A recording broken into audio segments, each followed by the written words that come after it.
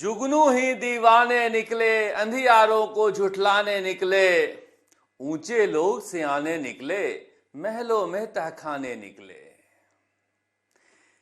तीनों विधायक आए थे विधानसभा के सदाचार कमेटी के सामने अपने आचरण के बारे में बताने के लिए। मांगा है नहीं मांगा है, दुनिया ने जो देखा है वो आंखों का भ्रम था या फिर अटल सत्य था।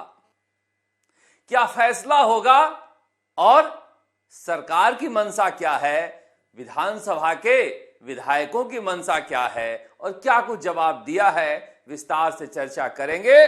और अंधियारों को झुठलाने के लिए जुगनू निकले हैं। अरावली को लेकर पूरे देश में सियासत हो रही है, मगर सच्चाई क्या है, पूरी कहानी बताएंगे आपको कि अरावली को कैसे, किसने, कब कब बर्बाद करने के लिए नियम बनाए और कैसे अरावली का सीना छलनी किया जा रहा है। इसमें नया क्या है जो नया विवाद है, यह भी बताएंगे। कांग्रेस पार्टी में प्रियंका गांधी का जमाना शुरू हो गया है और यह भी बताएंगे कि भजन लाल शर्मा जिन्हें प्रेस कॉन्फ्रेंस करने के लिए भेज रहे हैं जिलों में, वो क्यों हलकान हुए जा रहे हैं। मगर शुरुआत कर लेते हैं विधानसभा के सदाचार कमेटी के सामने पेश होने के लिए। सबसे पहले बयाना की निर्दलीय विधायक रितु बनावत पहुंची और उसके बाद अनीता जाटव पहुंची और फिर रेवतराम डांगा पहुंचे। रेवतराम डांगा तो कुछ बोलकर भी गए, रितु बनावत धड़ाधड़ चैलेंज देकर गई, मगर अनीता जाटव चुपचाप चली गई। अनीता जाटव ने गोविंद सिंह डोटासरा को भी अपना जवाब दे दिया है और अब गोविंद सिंह डोटासरा को फैसला लेना है कि अनीता जाटव के साथ क्या करना है। मगर इन सब ने वक्त मांगा है, किसी ने 15 दिन का, किसी ने 10 दिन का, किसी ने 7 दिन का, और विधानसभा के सदाचार कमेटी ने इन्हें वक्त दे भी दिया है। आखिर माननीय जो हैं, और अब उस पत्रकार को भी बुलाया जाएगा जो पत्रकार यह बताएगा कि हमने कैसे कब स्टिंग ऑपरेशन किया है। अब यह भी कहा जा रहा है कि हो सकता है कि हिंडौन जहां से अनीता जाटव विधायक हैं या फिर रेवतराम डांगा खीमसर जहां से रेवतराम डांगा विधायक हैं, वहां उपचुनाव भी हो जाए। क्योंकि अगर अनीता जाटव पर कांग्रेस उच्च मापदंड रखते हुए फैसला लेती है तो बीजेपी भी फैसला लेगी रेवतराम डांगा पर, क्योंकि पार्टी चाहती है भ्रष्टाचार के खिलाफ अपना कड़ा रुख दिखाना।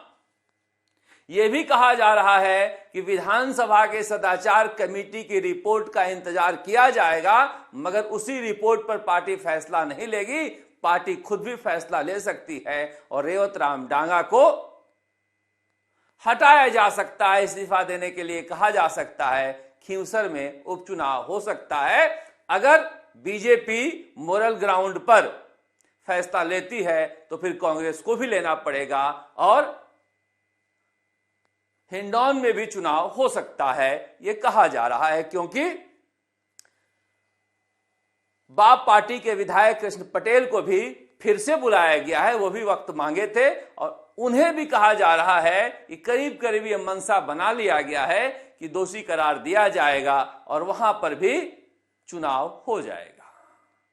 अब बागीदौरा में क्या होता है पता नहीं, वो चुनाव लड़ने की इच्छुक हैं कि नहीं वहां के बीजेपी वाले, मगर मनसा तो यही थी उपचुनाव का। और यहां पर भी बीजेपी पार्टी के अंदर यह राय बनी है कि वहां पर रेवतराम डांगा को हटा दिया जाए, मगर विधानसभा में विधायक जो हैं वही कमेटी के सदस्य हैं और उन्हें ही फैसला लेना है। और क्या वो अपने विधायक के खिलाफ फैसला लेंगे पता नहीं, क्योंकि जो कुछ कैलाश वर्मा से मैं सुन रहा था और सुनने के बाद जो समझ रहा था, उसके बाद मुझे लगा कि इन्होंने तीनों ही विधायकों को बड़े आराम से सुना है और कुछ बातों पर ये उनसे कन्विंस भी हैं। अब देखो, रितु बनावत का तो अलग मामला है, और वो जिस तरह से करंट मार रही थी विधानसभा के सामने, वो कह रही थी कि मैं इस बार मीडिया के पत्रकार को सबक सिखाना ही चाहती हूं। उन्होंने अटल बिहारी वाजपेयी की कविता भी पढ़ डाली, कहा कि हम आर पार की लड़ाई लड़ने आए हैं और कुछ सबूत हैं जिसमें हमें यह पता चला है कि हमें जानबूझकर फंसाया गया है। उन सबूतों के लिए मुझे 10 दिन का वक्त चाहिए, इसलिए मैं वक्त मांग कर आई हूं। बाकी मेरे वीडियो में कुछ भी नहीं है। अब वो कैलाश वर्मा भी आए, उन्होंने कहा कि एंटी करप्शन ब्यूरो और सीबीआई से जांच की मांग कर रही है रितु बनावत पत्रकार के खिलाफ। चलिए, रितु बनावत का मामला छोड़ दिया जाए, मगर अनीता जाटव और रेवत राम डांगा, इन दोनों के पास कहने के लिए क्या है? कहने के लिए है यही है जो कुछ इन्होंने पार्टी को कहा है, वही इन्होंने सदाचार कमेटी के सामने भी कहा है। वकीलों ने तीनों को बताया और तीनों ने आपस में बात किया, तीनों ने वक्त मांग लिया है। रेवत राम डांगा के वकील ने भी कहा कि आप कुछ मत करो, आप तो टाइम मांग कर आ जाओ। कोर्ट में ऐसे ही होता है, धीरे धीरे तारीखें पड़ेंगी और पढ़ती हुई तारीखों के साथ जनता की यादें भी धुंधली हो जाएंगी, और फिर एक सहानुभूति फैक्टर तैयार करने के लिए आधार तैयार किया जाएगा। राजनीति में कब बयार किस तरफ बह जाए पता भी तो नहीं चलता है। तो रेवत राम डांगा ने कहा कि 3-4 महीने से पत्रकार हमारे पीछे पड़ा हुआ था और जबरदस्ती करा गया, ये जबरदस्ती बात कर गया। हम तो चाहते नहीं थे बात करना, हम तो इनकार कर रहे थे कि भाई हमें इस पे पढ़ना नहीं, हम पहली बार के विधायक हैं, हम जानते नहीं हैं कि ये एमएलए फंड कैसे प्रयोग होता है। कभी कभी लगता है कि शायद नहीं भी जानते हो। 40% कोई कमीशन होता है, बताइए। 40% कमीशन में चला जाएगा तो काम क्या होगा? 40% इनका हो जाएगा, अधिकारियों का 10-20% हो जाएगा। ये सुनने के बाद, 40% वाला सुनने के बाद मुझे लगा कि शायद इन्हें पता नहीं होगा कि रिश्वत कैसे खाया जाता है। ये सुनने के बाद, मैं नहीं जानता कि ये टेप सही है या नहीं सही है, अगर ये टेप गलत है तो फिर ठीक है, लेकिन जो कुछ मैंने सुना उसके आधार पर कह रहा हूं। पर अनीता जाटव ने कहा कि मैं बार बार मना कर रही थी, गले ही पड़ गया मेरे, और गले पड़ गया तो जबरदस्ती से पैसे देने लगा। मैं तो पैसा ले ही नहीं रही थी। हमने एमएलए फंड से जो विकास कराए हैं उसकी जांच करा लीजिए, हमने कोई पैसे नहीं खाए हैं। अब देखिए, रितु बनावत दलित समुदाय से आती हैं, ढोली समुदाय से, और पढ़ लिख कर ये मुकाम पाई है। प्रेम विवाह भी किया था उन्होंने ऋषि बंसल से, और लड़ाका हैं, छात्र नेता रही हैं, काफी पढ़ी लिखी हैं, इसलिए वो जमकर मुकाबला कर पा रही हैं, या फिर उस चक्कर में नहीं पड़ी जिस चक्कर में पत्रकार इन्हें डालना चाह रहा था। मगर 2 दलित और एक जाट समुदाय से हैं। अब एक पढ़ी लिखी दलित थी, वो फंसी नहीं फंसी, आधी फंसी, इस चक्कर में अभी विवाद चल रहा है। उनका कहना है कि मैं पाक साफ हूं, दूध का दूध, पानी का पानी कर दूंगी, और पत्रकार का कहना है कि नहीं नहीं ये भी शामिल थी। अब देखिए क्या होता है। दूसरा दलित विधायक थी अनीता जाटव, ये भी पहली बार जीती थी। देखिए, पहली बार जीतने वालों को ये समझ में भी तो नहीं आता कैसे खाया जाए, क्योंकि सब खाए रहते हैं और सब खा ही रहे हैं। अभी सदाचार कमेटी वालों के बारे में मैं पुख्ता तौर पे नहीं कह सकता हूं कि पहला पत्थर वो मारे जिसने पाप ना किया हो। अब पहला पत्थर क्या, सारे पापियों के हाथ में 2-2 पत्थर हैं। अब किसे कहें कि ये पाक साफ है जो फैसला कर रहा है कि वो नापाक है, पता नहीं। पर दुनिया ऐसी ही है, ऐसी चलती भी है। सबसे दिलचस्प मामला रेवत राम डांगा का है। ये देखिए, जाट समुदाय से हैं, जाटों में कई कैटेगरी होती है। एक पढ़े लिखे जाट होते हैं जो भगवान बराबर होते हैं, एक व्यवसायी जाट होते हैं, और ये हनुमान बेनीवाल के सरपरस्ती में रहकर नेतागिरी सीख गए, मगर कोई बहुत चतुर जाट नहीं है। ये भी उसी कैटेगरी में है जिस कैटेगरी में हनुमान बेनीवाल इनको बताते रहते हैं अनपढ़ है, कुछ जानता नहीं है। अब ऐसा आदमी फंस जाता है, फंस गए। अब कितना भ्रष्टाचारी है ये मैं नहीं जानता, क्योंकि हनुमान बेनीवाल के साथ रहे हैं, हनुमान बेनीवाल के साथ अभी अभी तक थे, तो भ्रष्टाचारी तो नहीं होंगे कि हनुमान बेनीवाल के साथ काम करने वाला कोई भ्रष्टाचारी हो, ऐसा मुझे लगता नहीं है। और नए नए बन रहे हो तो पकड़े गए। इसलिए ये सॉफ्ट टारगेट में फंसे हैं। ये 3 ही या 2 ही या 1 ही कोई भ्रष्टाचारी नहीं है। तालाब में कितनी मछलियां गंदी हैं इसका फैसला कोई स्टिंग ऑपरेशन नहीं कर सकता। मगर यह कहा जा रहा है कि बीजेपी भ्रष्टाचार के मुद्दे पर कांग्रेस के सामने खड़ा होना चाहती है और चाहेगी कि रेवत राम डांगा की विदाई हो। इस बोझ को वो रखना भी नहीं चाहती हैं जो राष्ट्रीय लोकतांत्रिक पार्टी से आए हैं, और मूल भाजपाई भी इसी काम में लगे हुए हैं कि बीजेपी फैसला ले। अब बचा क्या है? और रेवत राम डांगा बड़े जनाधार वाले नेता है भी नहीं, वो खीमसर में मूछ की लड़ाई में जीते हुए नेता हैं। ऐसे में खीमसर में उपचुनाव हो जाए तो आप आश्चर्य मत कीजिएगा। अनीता जाटव वैसे भी कही जाती हैं, पता नहीं है कि नहीं है, क्योंकि सबके साथ उनकी तस्वीरें आती हैं। सचिन पायलट ने इन्हें टिकट दिया था, मगर मैं फिर भी मानता हूं कि दलित और ओबीसी समुदाय के सीधे साधे लोगों को निशाना बनाना आसान है।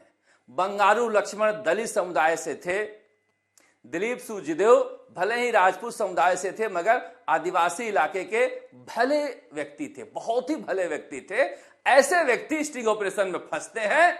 मौजूदा बड़े नेता कोई पाक साफ हो ऐसा कुछ नहीं है, मगर इन्हें आसानी से फंसा लिया जाता है और फिर ये दुनिया में, देश में, समाज में मजाक के पात्र बन जाते हैं। पर इसका मतलब ये नहीं है कि दूसरे वाले नहीं हैं।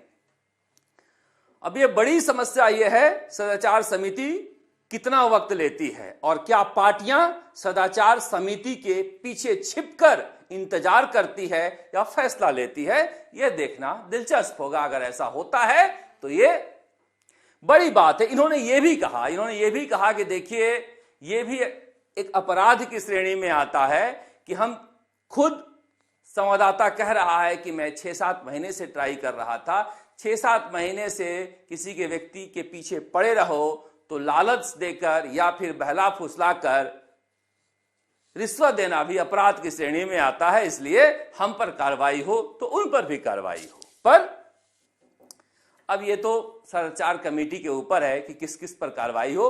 होना तो ये चाहिए था कि एंटी करप्शन ब्यूरो मामले को दर्ज करता और जांच होती। जांच होती कहां है?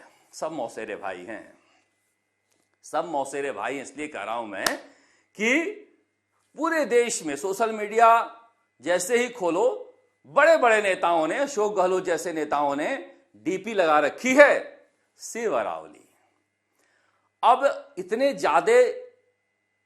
इतना ज्यादा पोस्ट आ रहा है इस पर, ये कि अरावली बचाना है, सांस लेना दूभर हो जाएगा, जीवन बचाना है।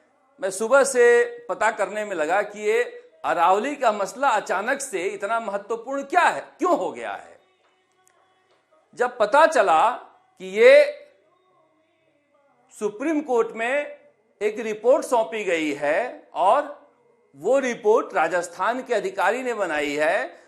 उन्होंने राजस्थान में अरावली को लेकर जो नियम बने थे उसे ही नियम मानकर केंद्र सरकार को बता दिया है। तो हमने कहा फिर इसमें राजस्थान में क्यों बवाल मचा हुआ है? इसमें नया क्या है कि राजस्थान के सारे नेता शिव अरावली करने लगे? बोले फैशन है सोशल मीडिया का। सोशल मीडिया में इस तरह के कैंपेन का हिस्सा बनना अपने आप में एक फैशन है। अभी अशोक गहलोत का मैं देख रहा था, आज मैं अपनी प्रोफाइल पिक्चर डीपी बदलकर सेव अरावली अभियान का हिस्सा बन रहा हूं। यह सिर्फ एक फोटो नहीं, एक विरोध है उस नई परिभाषा के खिलाफ जिसके तहत 100 मीटर से कम ऊंचाई वाली पहाड़ियों को अरावली मानने से इंकार किया जा रहा है।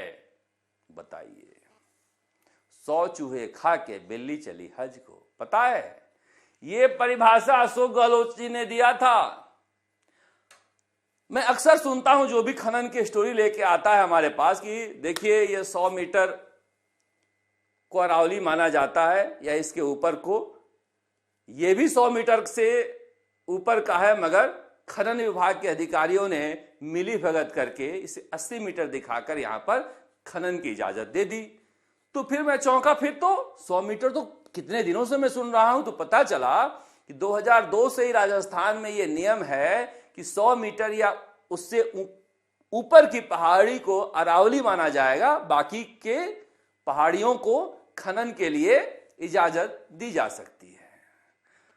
अब इस बीच हुआ क्या, forest survey of India FSI ने ऐसे 10,000 पहाड़ियों को चिन्हित किया जहां पर बोला कि इलीगल माइनिंग हो रही है, ये अवैध है, इसे अरावली बचाने के लिए रोकना चाहिए। राजस्थान सरकार सुप्रीम कोर्ट पहुंचती और कहती है, माननीय, हमारी तो सारे खनन गतिविधियां ही रुक जाएंगी ऐसे तो।